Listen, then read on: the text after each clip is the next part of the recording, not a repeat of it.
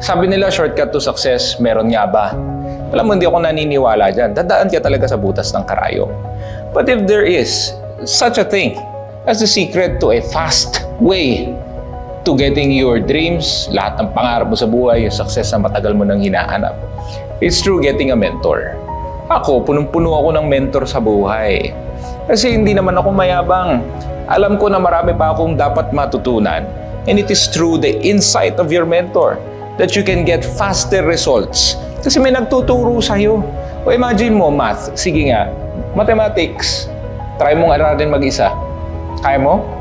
Kung walang teacher na magtuturo sa'yo, napakatagal ng proseso.